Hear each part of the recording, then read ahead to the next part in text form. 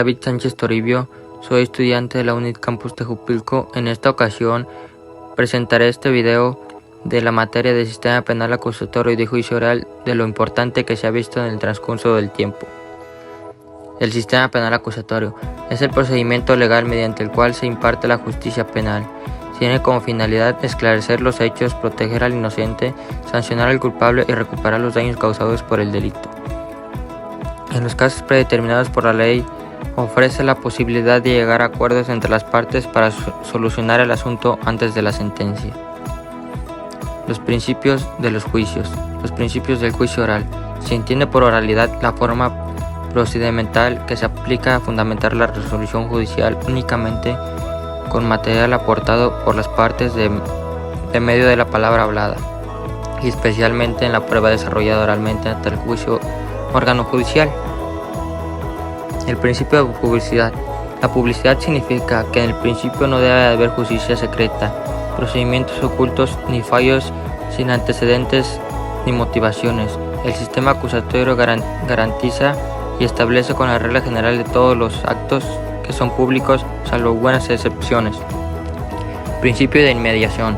La inmediación en el proceso penal adversarial opera principalmente en el juicio oral, donde el juez va a estar vinculado con las partes ante que se les desarrolla al debate, así como los informantes orales son los sujetos procesales.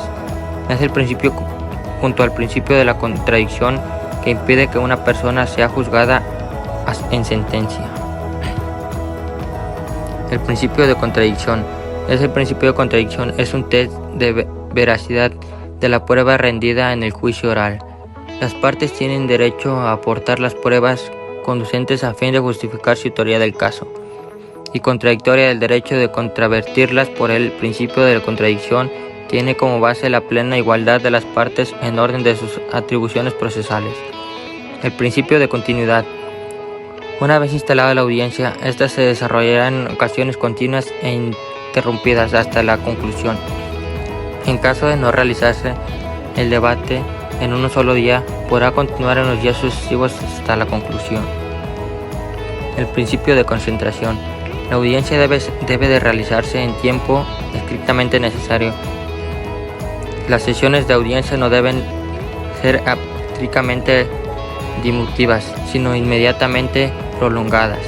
Es una sesión que termina en una suspensión y no puede interpretar como una interrupción del juicio. ¿Qué es el delito? El delito se entiende por el sentido escrito. Es definido como una conducta o acción o omisión típica por la ley, antijurídica, contradictoria al derecho, culpable o punible. Supone una conducta infraccional de derecho penal, es decir, una acción u omisión tipificada por la que la ley de la palabra del delito deriva del verbo latino delinquere, que significa abandonar.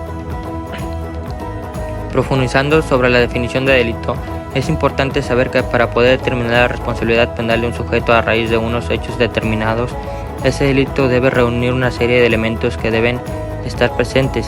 En el concepto de delito está confirmado entonces por la concurrencia de 5 elementos, lo que es la conducta, tipicidad, antijuricidad, culpabilidad y punibilidad. Son los hechos importantes que se necesitan para que haya un delito, para que se pueda tomar como delito. Después dice que las relaciones entre sí, de manera lógica y secuencial, que si juzgan a una persona, pues debe de tener una manera lógica y que sea secuencial, que se entienda por qué se está dando el delito. Y por último, las características del sistema penal acusatorio.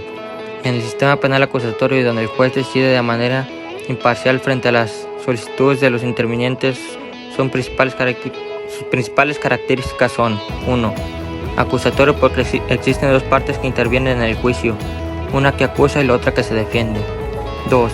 Adversarial, porque no tanto la acusación como la defensa se realizan mediante una contrafacción de pruebas y argumentos de cada una de las partes. Ambas deben de ser escuchadas, comentadas, negadas o aclaradas ante un juez. 3.